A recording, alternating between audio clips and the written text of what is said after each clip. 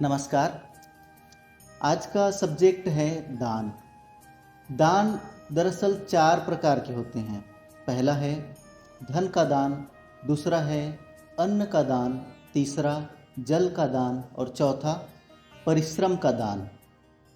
दान हमारे जीवन में उपयोगी क्यों है? क्योंकि दान के माध्यम से हमारी बहुत सारी परेशानी, बीमारी ये टल जाते हैं, ट्रांसफ़र हो जाते हैं और ये हमारे पुण्य को वृद्धि करने के लिए बहुत बड़ी सहायता करते हैं। दान करने से चेहरे पर चमक अलग ही रहता है।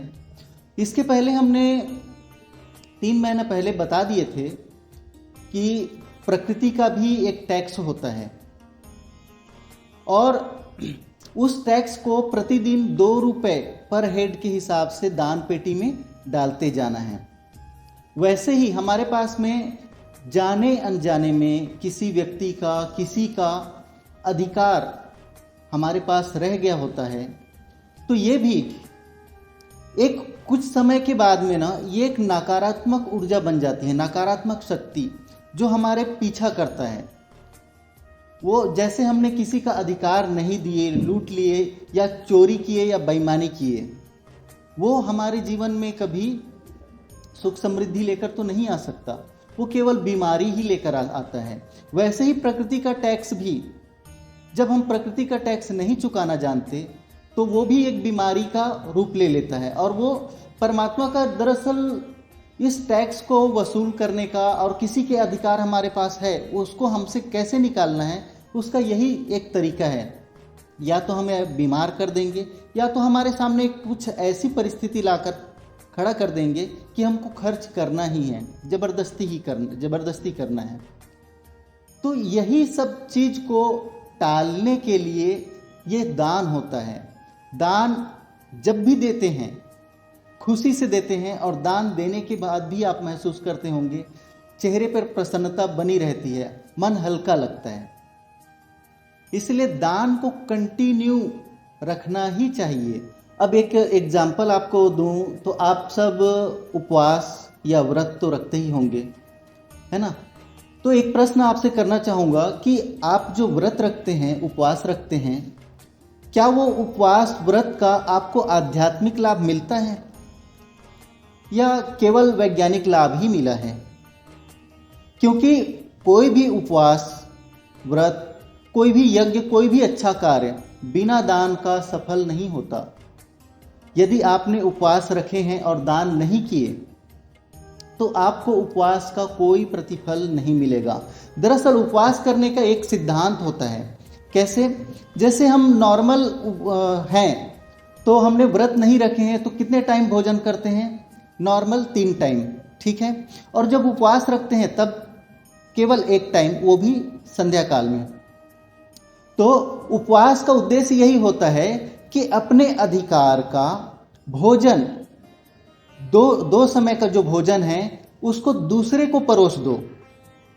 तो दूसरों को जब हम परोसेंगे तब उस भोजन को ग्रहण करने के बाद में जो आत्मसंतुष्टि उनको मिलेगी, है ना, वही हमारे पुण्य को वृद्धि कर देगी। जो हम व्रत रखते हैं, उपवास रखते हैं, तब कोई मन्नत मांगते हैं, है ना, वो मनोकामना पूर्ण करने के लिए वही पुण्य काम आता है। यदि आप उपवास रखते हैं और दान करना नहीं जानते तो फिर आपको केवल वैज्ञानिक दृष्टिकोण से ही लाभ होगा, शारीरिक लाभ ही होगा, आध्यात्मिक लाभ नहीं हो सकता। क्योंकि दान के बिना ये व्रत पूरी ही नहीं हुई। आपने तो सिर्फ डाइटिंग की है, व्रत कहाँ रखे हैं? दान और भीख, दरअसल ये दोनों एक ही सिक्के के 2 पहलू हैं। दोनों के लाभ एक जैसे हैं। या तो कष्ट टलेगा या पुण्य बढ़ेगा। इसलिए कभी भी दान देने के लिए या भीख देने के लिए पीछे नहीं हटना चाहिए। यदि हमारे पास किसी का अभिश्राप नहीं है, किसी का अधिकार हमारे पास शेष नहीं है, तो यही दान हमारा पुण्य बनता है। और ये पुण्य किस काम में आता है वो तो हम आने वाले सत्संग में बताएंगे। लेकिन ये दान, जब भी हमारे पास कोई आता है भीख मांगने के लिए, भिक्षुक भी आता है कोई, तो कब क्या होता है कि क्या बोलते हैं, आजकल कुछ ज़्यादा ही पढ़े लिखे हो गए हैं ना, इसलिए कितने हट्टे कट्टे हो, भीख मांगते हो, शर्म नहीं आती। दरअसल उसको ये बोलने के बजाय कम से कम 2 रुपए उसके हाथ में रख दो, ये बेहतर है। क्योंकि जो सामने वाला तुम्हारे सामने हाथ फैला रहा है ना, वो तुम्हारा संपत्ति नहीं मांग रहा है, केवल तुम्हारी परेशानी, तुम्हारी बीमारी ही मांग रहा है। इसीलिए भिक्षा मांग करके इंसान अगर लखपति भी बन जाता है, करोड़पति भी बन जाता है, तभी भी उसको चैन और सुकून नहीं मिलता। बहुत सारे भिखारी का ऐसे न्यूज़ में भी देखने के लिए मिलता है, सोशल मीडिया पर भी देखने के लिए मिलता है कि इस भिखारी के पास में इतने लाख का बंगला था, इतना बैंक बैलेंस था, लेकिन कभी आपने सोचा है कि उस भिखारी ने जिंदगी में कभी सुख चैन से जिया है, चैन की नींद ली है? क्योंकि भिक्षा में, भीख में उसने केवल बीमारी ही मांगी थी, परेशानी ही मांगी थी, सुख चैन तो मांगा ही नहीं। और सुख चैन भीख में नहीं मांगा जाता, वरदान में मांगा जाता है। तो जब भी कोई आए हमारे सामने, तो ये नहीं कहना है हमें कि तुम हट्टे कट्टे हो, तुम तो कमा सकते हो। भाई तुम बीमारी ही मांग रहे हो, ले लो, तुम भी खुश रहो, वो भी खुश रहेगा। और 3 महीना पहले जो हमने बताया था कि एक दान का पेटी रखना है आपके घर में, उसमें प्रतिदिन 2 रुपए डालना है। हाँ, इसके बारे में भी आज हम बताएंगे कि उस समय हम बोले थे कि 3 महीने के बाद में हम बताएंगे आपको कि इस दान को कहाँ देना है। दरअसल जो हम हमारे घर में प्रतिदिन जो 2 रुपए डालते हैं या जितना भी डालते हैं, वो धीरे धीरे करके वो जमा हो जाते हैं, है ना। इस दान को कभी भी किसी व्यक्तिगत इंसान को नहीं देना है। जैसे लो भाई, तुम गरीब आदमी हो, तुम्हारी बेटी की शादी है तो तुम उसमें खर्च कर लो, या किसी गरीब आदमी का बच्चा जन्मा और उसके पास में नामकरण कराने के लिए या कुछ कार्यक्रम कराने के लिए पैसे नहीं है, तो वो पैसा अगर आप उठा कर दे देंगे, ये सही नहीं है। तो व्यक्तिगत रूप से नहीं देना है, क्योंकि उसमें आपका बीमारी, परेशानी उसमें जमा हो चुका है। अगर आपको यकीन नहीं है तो जो 2-2 रुपया प्रतिदिन उसमें जमा करते हैं ना, उनमें से कुछ पैसे निकाल कर स्वयं ही खर्च करके देख लो। आपको ज़्यादा समय का इंतजार नहीं करना पड़ेगा कि आपने कितनी बीमारी, कितनी परेशानी को उस डब्बे में एकत्रित कर दिए हैं। वो आपको ही महसूस करना है, लेकिन ये सही नहीं है उसको इस्तेमाल करके देखना। अगर मेरी बातों पर आपको यकीन नहीं है तो आप ऐसा करके देख सकते हैं। इसीलिए जब हम हमारे दान का पेटी जब भर जाए, पैक हो जाए, तो इस पैसे को खर्च कहाँ करना है? खर्च उस जगह पर करना है जहां जन कल्याण का कार्य हो रहा हो, ऐसे जगह पर खर्च करना है। इस धनराशि को आप पशु पक्षियों और अन्य प्राणियों के ऊपर भी खर्च कर सकते हो, जहां पर 1-2 नहीं, सैकड़ों प्राणियों का भोजन की व्यवस्था हो सके, उनको पानी की व्यवस्था हो सके, ऐसे जगह पर खर्च करना है।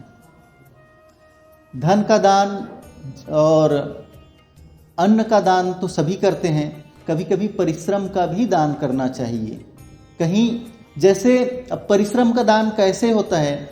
जैसे जहाँ बहुत सारे लोग इकट्ठा होते हैं, जहाँ बैठते हैं, है ना, या मंदिर वगैरह है, उस जगह की साफ सफाई कर दो, वहाँ पर पानी लाकर रख दो कि कोई अपनी प्यास बुझा सके। ये होता है जल का दान। और साथ में हो गया परिश्रम का दान।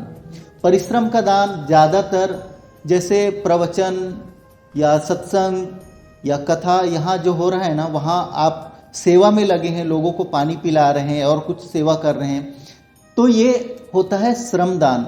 श्रम को जब ही दान करते हैं, उस समय आपको उस समय का मेहनताना नहीं लेना होता है।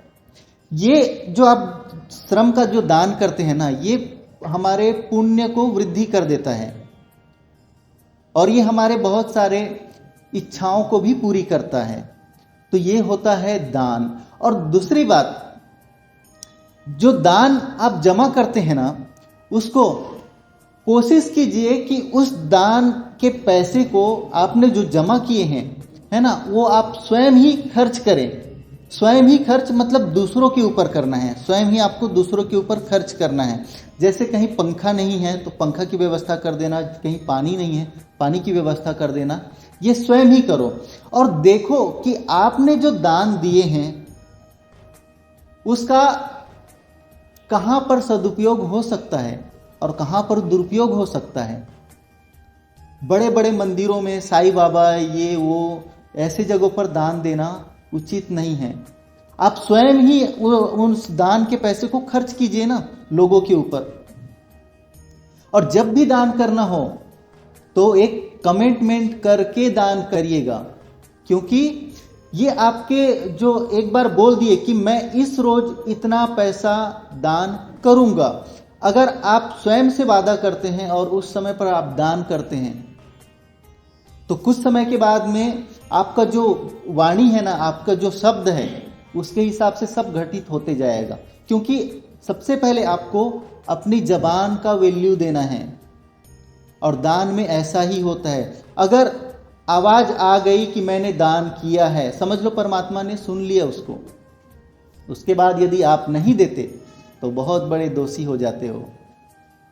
और एक बात है कि दान करने के समय जैसे कमिटमेंट कर दिए, मेरे पास तो अभी 500 रुपए भी नहीं है, लेकिन दान करने के लिए बोल दिए कि मैं 50,000 रुपए दान करूंगा।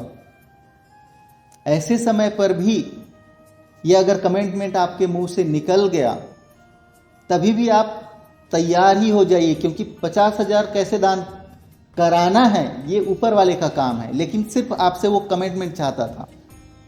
तो दान करते रहने से चेहरे पर चमक और शारीरिक और मानसिक स्वास्थ्य बहुत ही अच्छा रहता है।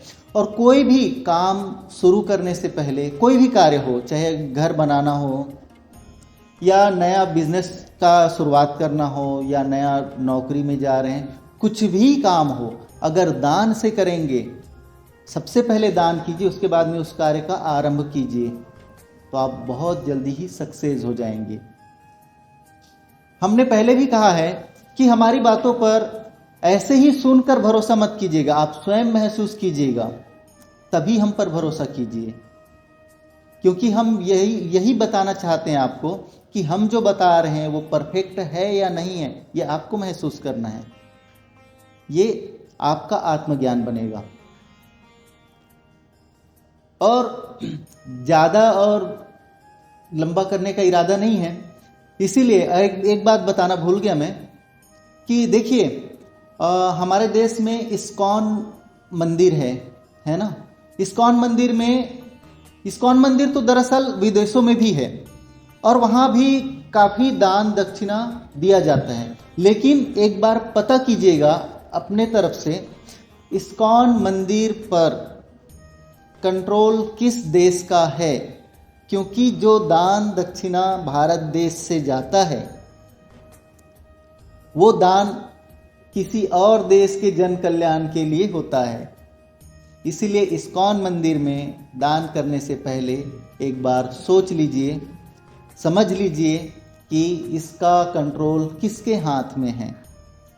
दरअसल अमेरिका के हाथ में ही इसका कंट्रोल। इस्कॉन मंदिर, भगवान कृष्ण हमारे हैं, हमारे देश से हैं, लेकिन इस्कॉन मंदिर कृष्ण भगवान के नाम पर खड़ा तो कर दिए और उसका कंट्रोल दे दिए हैं अमेरिका को। इसका पूरा दान का पैसा अमेरिका चला जाता है। और ऐसे ही आज के युग में, आज के ज़माने में अगर देखा जाए तो आध्यात्म को दरअसल बिजनेस बनाकर रखा हुआ है।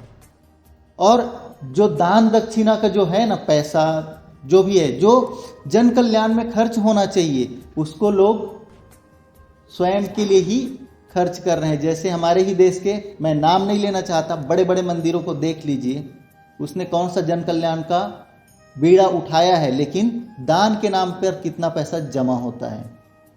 तो हमारा अगला सत्संग रहेगा पुण्य के बारे में। तो मिलते हैं अगले सत्संग में। ये तो हमारा हो गया दान, अगला सत्संग होगा पुण्य। तब तक के लिए नमस्कार।